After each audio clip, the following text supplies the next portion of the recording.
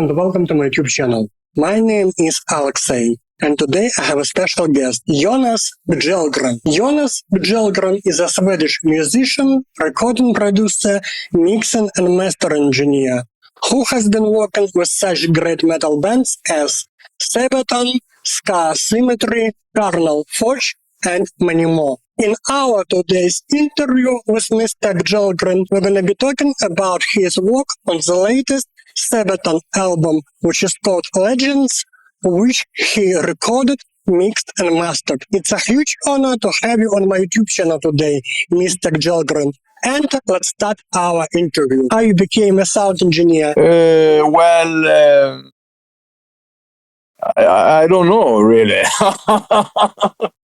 No, I mean, I started playing guitar and stuff like this when I was 7 years old. And then when I was maybe 8, 9, I tried to record something, to like a tape machine and then play some solo on top of that, And then when I was about 12 or 13 years old, there was some course you could take to do live sound, to do the sound mixing for a live concert. So I took that course for some weeks, and yes, I learned the basics, Recording back then was too expensive. There was no one who had like a real tape machine and stuff. This was maybe in 1990. So I was very young. I was only 13. So then I started, with the Porta studio and stuff. And then I had my own bands. And we went to Dan Swan in Unisound and recorded some demo with him. And I was so impressed by his equipment. He had a 16-track Fostex recorder, I think. And it turned out great, I think, the results. And then I started to get some equipment around that time. And then we recorded with Peter Tägtgren, also in 1994. And he had those Alesis ADATs. So I took a huge bank loan, actually, although I did not have any money or not any job. But my mother, bless her soul, she went with me to the bank and said basically that she would take the fall if it would not work. So that was so amazing that she did that. Otherwise, I would not have continued with this career, I think, because back then there was no internet and stuff, so it was not really easy to get in contact with other sound engineers and stuff like this. How you got into recording, mixing, and mastering metal music? It was because I played that kind of style myself, in my bands. And I recorded my own bands, and then other bands in my local area asked me if I could record them. So basically, that's how it happened. And it took a lot of years before I got any good. So that was a good thing, you could try with some local bands and nobody would hear the results. but I mean, it's still to this day, I do not think I'm not really there yet, I think. It's like Bob Clearmountain. He knows how to mix albums. I have no idea, it's just like I try a little bit of that, and maybe I watch a video on YouTube, how to make the bass sound better, and I try that. Sometimes it works, you try something, you try a new plugin and you think, now the mix, it's perfect. And then in the end, it's no difference, right? How you started working with Sabaton? Yes, it was because Peter Tägtgren, he did not have time to do some live mix for their first live release, I think. And then he asked them, would it be okay if Jonas did it instead? And they said, okay. And then, and we became friends and stuff like that. And it's thanks to Peter, really, because he introduced me to them. So, yes. Something like that. How drums you recorded for Legends album by Sabaton? It was Hannes Yamaha drum kit. I think it's quite similar to the ones he plays live, I think. It has like 6 toms or something. So many toms and cymbals and stuff. So that's quite hard for me to record. I prefer, if it's like 2 crash cymbals, 1 ride cymbal, 1 hi-hat. That's enough. The other stuff is too much for me. But since he used so many cymbals and stuff, I mean, it sounds cool in the end. But I use like 2 pairs of overheads. It's like first Neumann TLM 67, like A-B stereo. And then in front of the kit, I have a XY stereo microphone. So like, and then I can blend those 2. And if there's like some special fill or some song has some special drum beat that uses a lot of different cymbals, I just ride the levels between those. And also hi-hat and ride has its own microphones. And he has 2 hi-hats, so there's 1 hi-hat on the right and 1 on the left. So, but I don't remember what the microphones are called that I use on these. It's some really tiny microphones. It's Bayer Dynamic. I think it's supposed to be for like trumpets or something. Maybe they're called TG57, 58. They're tiny with like a gooseneck. So they are very good to put on when they have lots of hi-hats and ride cymbal, and also you can have it on top some splash cymbal. I bought them to use with his toms, but they could not work because there was as much cymbals as there were toms in those microphones. And then on the toms I used those regular Sennheiser small microphones. E9 or 4 or 6 or 4, I don't remember. The ones they usually use for live. It's like a live microphone, but I think they sound very similar to the MD421. So otherwise it would be too many microphone stands.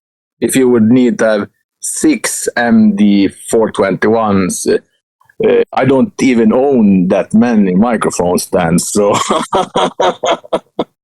so it's no special. I mean, there's nothing special going on. And the snare drum, maybe it was a SM57, maybe I don't remember. And the kick drums, I mean, I have the Beta 52 or the Shure SM91. It's just basic stuff. And then I add samples to the kick drum anyway, so I could probably use anything on the kick drum. I mostly use the clicky sound from the microphone to get the attack, and then the bottom and more from samples, because then you get more lively sound from the kicks, I think. You hear the tick, tick, tick, tick, tick, tick, tick. Because when you hit it on the acoustic drum, the tick is different for every hit. But with samples, it's a bit more, I don't know. It's many ways to do it, but I don't know. And then when I see Sabaton play live, I think that sounds very good. So, I mean, I guess it's just how Hannes plays. He plays very, very good on the drums, and he like mixes himself, if you know what I mean. He does not hit too hard on that cymbal or that high. Everything is very good, balanced from his playing. So if I listen to only the room microphone, then it still is a quite good drum mix. And that's the way it should be. I mean, the most important thing is that the drummer knows how to balance his different drums and cymbals. And reverb, I used old Pro Tools built-in reverb called Deverb, which is supposed to be really shitty, but I like it. So I just take one, like Deverb Room 2 or something it's called, and I use that. And then I have a longer reverb also on a separate send. So if it's a slower part in a song, you can just bump up that send so you get the longer tail. And I think that was, I used the, I don't remember, it's called Lexicon 960, no. How bass sound was created for Legends album by Sabaton? I think they have had the same for many years. I think it's just the bass straight into the computer via direct box and a compressor in front of the interface. And then in the computer, it's the SansAmp PSA1 plugin. And before I worked with them, I think they used the hardware SansAmp. So it's like the same sound. And then you blend that with just the clean sounds. You have like two like this. And maybe I think I have some chorus on the bass always also. Just really low in volume. And then maybe some verse. It's mostly bass. Then you can bring up the chorus a bit, so it will sound like, wow, what a fancy bass sound, you know, something like that. And also, you can sidechain the bass from the kick drum, maybe some frequency when there are double kick drums, because otherwise I think it's too muddy around 50-60 hertz. But when it's slower parts with regular kick drum, then I do not sidechain the bass, because I think it's cool when they play at the same time. And most albums I like, they are from the 80s and 90s, and I don't think they sidechained in that kind of way. So in this case, when you are tracking bass, it means you are using a DI box instead of a bass amp, real. And then you are using Sense amp for virtual bass amp in Pro Tools. Yeah. And also it depends on, it can be a bit different between the songs, you know. On some song, you might maybe feel it would be cool to have a little bit more distorted bass sound.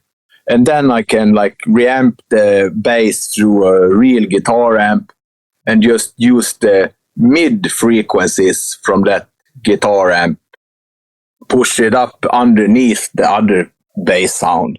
And also, if it's very busy, you know, it's a lot of orchestral stuff, and I think the bass is interfering too much with the synthesizer stuff, then I just pull down the SansAmp track a bit during those parts.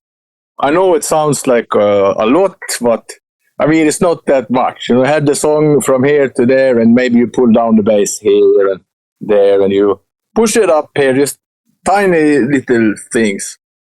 I mean, I don't know how to do it. I have no idea. I just try to make everything fit, you know. But I think Sabaton is an easy band to mix and record, since everything is really well arranged, you know. Everything fits together So that's it's almost like cheating. Because I know if I make a song myself, maybe I do guitar and bass and I have some programmed drums, I make a demo and I start to make synthesizers. Maybe I use 20 synthesizers and then you do not hear anything. I have no idea what I'm doing. But Joakim Sabaton, he knows how to make the most out of the synths, I think. He's really good with that. So I also learned a lot from him regarding, arranging songs and stuff. Well, but yeah, it's fun. How Guitar Tone was created for Legends album by Sabaton? We usually decide like what sound we need this time. We have never used the same amp twice, except for the album before this album, Grey War, I don't remember. That the album, not Legends, the one before. We used the old Mesa Boogie, and that was the same amp they used for their first album. So I thought it was fun to, use that. But now we use the Engel Savage 120, the old version. Because we talked about that. A lot of albums that came out in maybe 2001, 2002, they had great guitar sounds for heavy metal. And most of those bands, they used that amp. So I actually bought that amp just to use with Sabaton. But they're not very expensive in Sweden because they sold a lot of them when they were new, I think. So maybe it cost $700 or something. So it's a cheap amp here, but I think it might be expensive in other parts of the world. And then was just, we recorded straight into the, we used, sorry. This has a boost pedal. It's a Johnny Winter signature tube screamer. It has a dragon on it. That's why it's the best. No, but we use this with Sabaton because I think it's fun. Then they have their own sound. So this, and then into the Savage, and then into a Sir reactive load box. Because I was not sure what kind of cabinet we needed in the end, So that was like playing it safe. But there was no reamping. We did not record a direct signal. We only recorded straight into the amp. And then choose like some IR different. There are four rhythm guitars. And there are 4 different IRs. So like guitar 1 has 1 IR. Guitar 2 has a different IR. So that way it gets a bit wider, I think, the sound a bit. And then there's no special processing on the guitars. They are what they are, basically. How Joakim Broden's vocal was recorded for Legends album by Sabaton? That is a special thing, because this time he was with me in the control room, standing just like 1 meter from me. And I had headphones and he had headphones. So it was so much easier, I think, to communicate and, then it's much faster than you had to push a button and say, hello, do you want to listen to this? He just told me, no, we take it one more time. And like, oh, and he maybe say, what do you think about this? And I say, I don't know. I only work here. What do I know? And he funny thing, microphones, we used the old Rode NT1, the original one. It's this one. It's supposedly a very cheap microphone, this one. And they say it's not very good, but I think it's good. I don't know. I like it a lot. It has a lot of brilliance, high end in it, and it might be too much for some singers. They might get sibilance problems, but on Joakim it works great. And now some fun extra bonus special. The album before this one, he used a handheld microphone like this, and it's Earthworks SR 314, and it worked quite well, but does not have as big of a sound as a condenser. But the fun part is this microphone, a tiny little microphone. He sang on the album Great War. It's so small. Hello. Yeah, but I mean, and you can make anything work, I guess. But this had really shitty sound. This cost maybe $80. It's a Golden Age Project FC4. I think I've used it for maybe a hi-hat, and it sounded like crap. What was your approach on mixing drums for Legends album by Sabaton? And you already said that you used some drum samples. And can you please tell me about your approach on mixing drums by using drum samples? Like you are replacing original drums, or you are replacing original drums by using drum samples, or you are using drum samples just to blend to the original drum sound? I use them to blend in, but you know, like on some song, when he uses all the 6 toms, and sometime one of the toms, it just sounds like crap in one part. Then I take some clean hit from another place in the song or something, and I put that in there, because nobody will be happy to hear the worst cymbal explosion, you know, what, stuff like that. But I mean, I just mix the drums as they want them to sound, and I know they want them to sound as natural as possible, they always say. Sometimes when I do like the first mix, and I think it's super cool, I think, oh, the drums sound so cool, and they say, it sounds like it's some triggering on the snare or something. Then I'm okay, oh, sorry. Then I have to rework that, you know, because I don't listen to so much specific parts. I just want everything to fit together. But then it's really good that the band has input, you know, like, what about my second hi-hat? It's not perfect. You have to something. So yeah, I guess. I have no special stuff going on, as I used to do a lot of parallel compression before, but I don't do that anymore. So I don't think I did it on this album, because it's easy to trick yourself, you know, like when you blend something in, it becomes louder, and then you think, yes, this is the key to success, because now it's louder, and then, I don't know, it's, maybe you do the same sometimes, like, you try it and then, oh, it's the best, because now it's louder. Lately, I have been using Waves LUFS meter on tracks, you know, like if I have the snare bus, then I measure how loud is it, and then if I add something, then I can see, oh, now it's louder, so then I turn it down, so something like that. But that takes usually too much time, so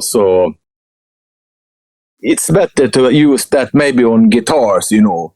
If you do a lot of EQ to the guitars, then in the end, the only thing you have done is raise the bottom and the top, so you might as well just do a tiny cut somewhere, and, you know, so, yeah, I don't know. I think you know better, because you are interested. Like I'm still learning. I'm still learning. Yeah, me too. I'm still learning, absolutely. I don't think I know shit. I know how to eat cookies and hot dogs. That's about it, I think. What was your approach on mixing bass for Legends album by Sabaton? And in this case, what is your approach on creating a good low end? Well, I don't really know what to answer. I don't know. I think with the low end, it's more of a balance thing in volume. Usually on the bass guitar, I don't need to add much bass. Instead, I just raise it a bit in volume. The track which has a more cleaner sound. And then just take out some top end from that track. Because that way, all the notes on the bass have more the same volume. If I, for instance, boost like 50 hertz on the bass, then it's mostly some notes will get louder. So I used to do that, like raise the boost 50 hertz on the bass, and then I needed to have a multi-band compressor to compensate for that, and I had to have so many plugins. And on the last album, I only had like one plugin on the bass, like the old Waves SSL channel.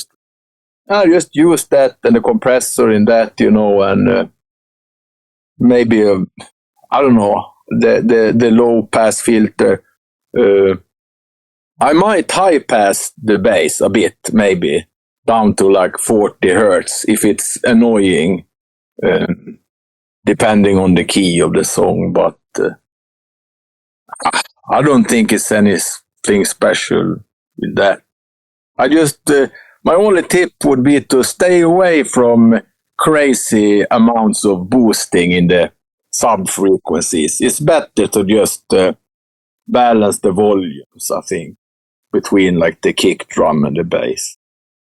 And if it's not heavy enough when you have them in some volume, then you can add maybe tiny bit of low end boost on like the master. What was your approach on mixing guitars for Legends album by Sabaton? So the guitars, mostly I do like volume rides with the guitars. That's basically, I think, the stuff I do a lot.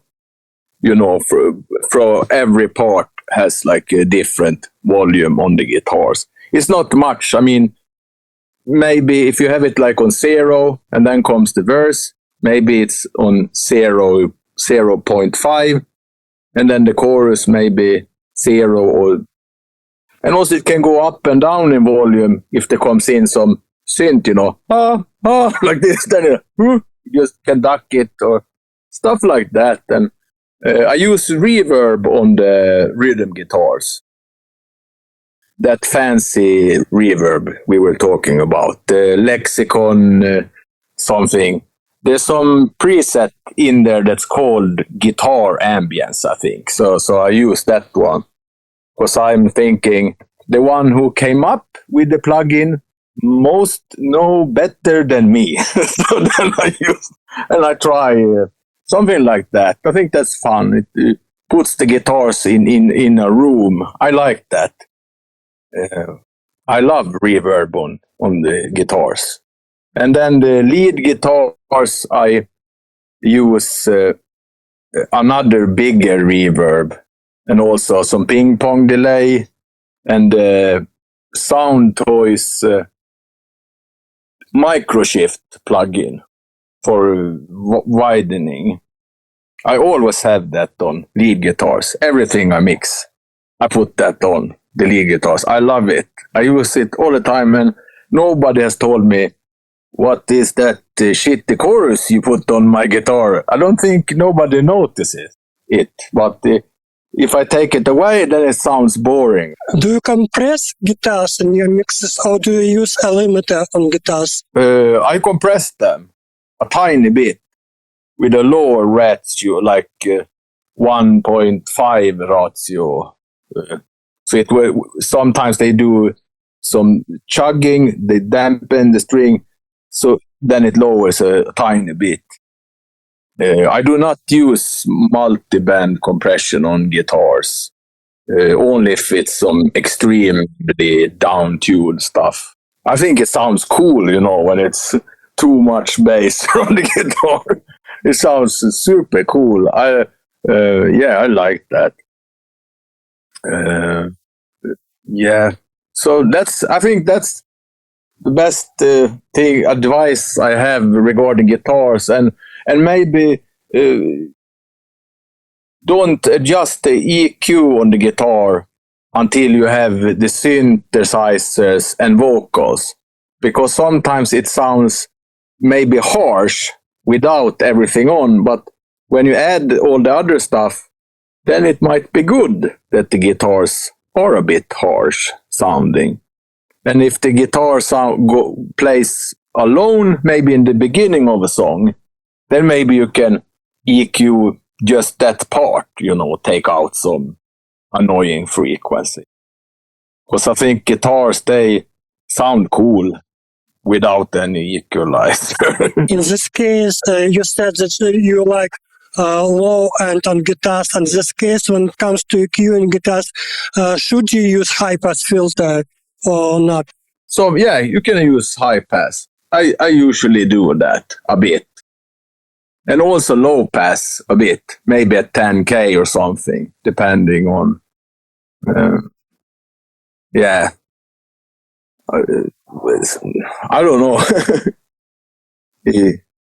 But it's the hardest thing, I think, with the guitars. It's how to dial in your amp. That's the hard part. Because if you get too much bass from the amp, it sounds cool when you track the guitar. And then when you're mixing, you have to do multi-band compression, you have to do so much EQ.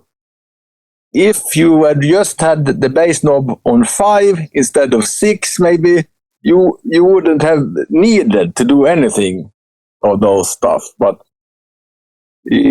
I usually put too much bass on the amp. And then when I need to mix, I have to, oh shit, what can I do?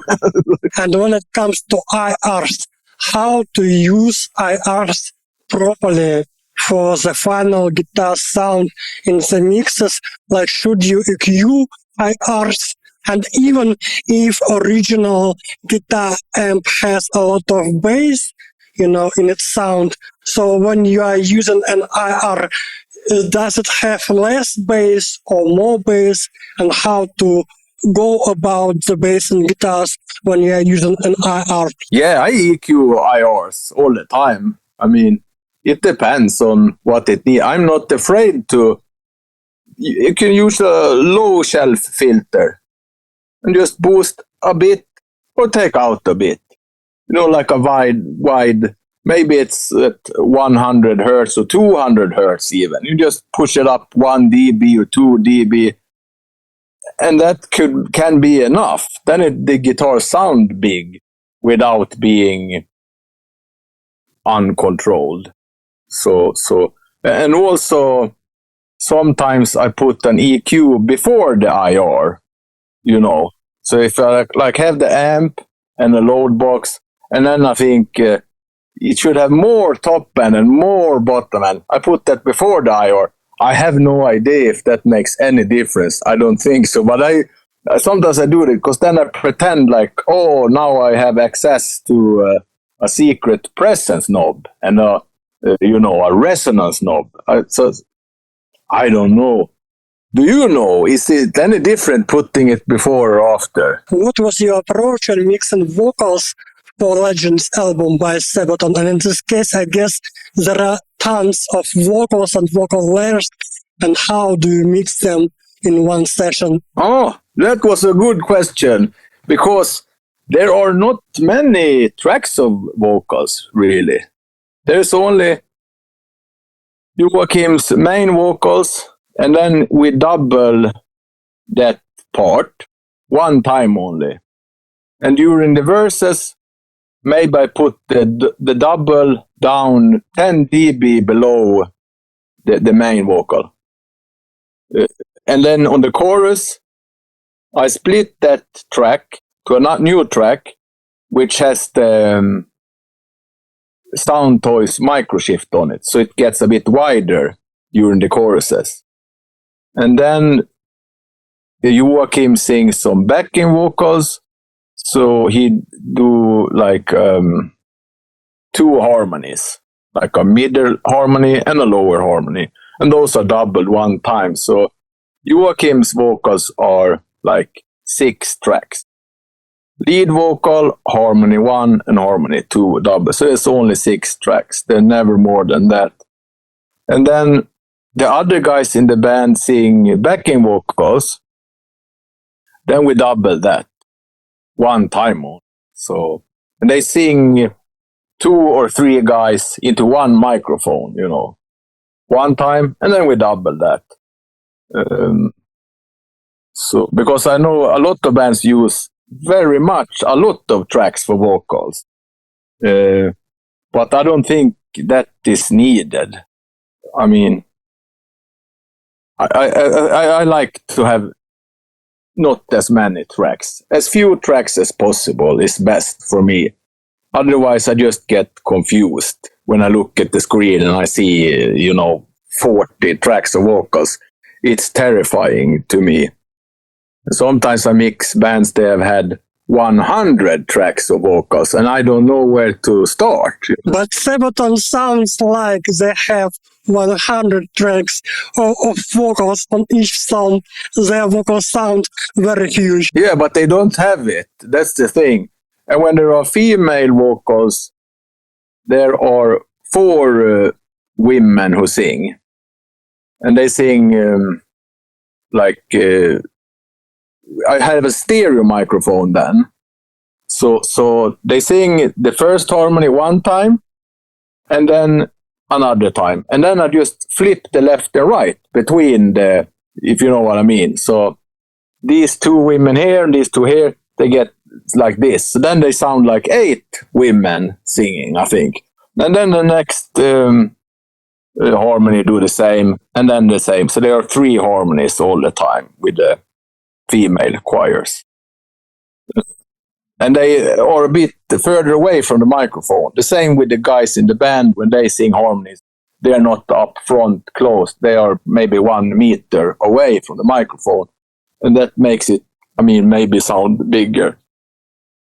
Because I think the old albums from the 80s, like Bon Jovi, Living on a Prayer or something, I think there may be 2 tracks or backing vocals when they all sing first the left and then the right. I don't know. I think something like that. And it sounds huge. So if you have one singer and he is singing all the harmonies himself with the microphone close, I don't think it will sound as big as Bon Jovi.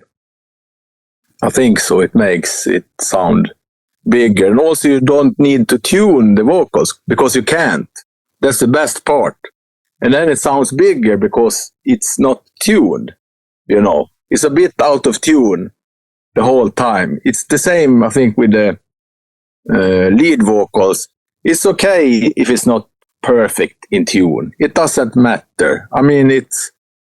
It's better to just sing the phrase one more time if it's some problem with it. And my final question is, how Legends album was mastered? It was a bit hard since I recorded and mixed the album, and then you go to the last phase. Oh man, you get confused very quick. But I didn't do much. The mixes had some processing on the master bus already. So what I have done basically is just to make it a bit louder and some EQing between the tracks and put them up in a separate session. You make sure the songs work together, So when one song ends and there comes the next song, you don't want it to be too loud or something. And I do some automation in the mastering also. stuff like, you can have a stereo widener on the choruses. Just a tiny bit, maybe 105%. The things on widening plugin, just on some chorus and stuff. And also to lower the compressor a bit on the verses. Stuff like this, tiny little stuff. And it was fun because it's easy with Sabaton. They say we don't need to have the loudest album. It doesn't matter. We just want it to sound good. I think that's really fun to hear. Because usually a lot of bands, they just want it louder. They say, oh, it's perfect now. We just need it a lot louder. Then I'm not the best with making it super loud. I don't know how to. I think it just starts to... It's hard to listen to a whole album if it's like 5 LUFs. It's too much for me. I can't stand it. My brain hurts, But, yeah. So, what is your mastering chain? Well, I have... what is it called? TK-BC1 is like a SSL style compressor. And then I have a German... It's a stereo Pultec. And then I have the Cash Audio Clariphonic parallel equalizer. And then I finish this. Then I have another compressor also. It's a Gardberg Audio. It's also a SSL style compressor. A friend of mine has built it for me. You see, it's just this stuff based. Oh, sorry. Let's see if we can see. I don't know if we can see this. I will do my best. Can you see? So here is that stuff, like, and then it goes into Burl converter if needed. But I think the converters in the I have the RME Fireface. I think those converters sound equally as good, or maybe better. I don't know. Thank you so much for such a wonderful, very super knowledgeable conversation. It was a huge honor talking to you. And thank you so much for all of your phenomenal audio work you are doing, not only for Sabaton, but for many great metal bands. And thank you so much for everything you do for audio community and for your IR packs. I need to buy somehow. I don't know how can I buy because of sanctions. But I really like your videos on your IR packs. Excuse me. They sound phenomenal. And thank you so much for everything. Thank you so much for interviewing me. It was fun for me also to...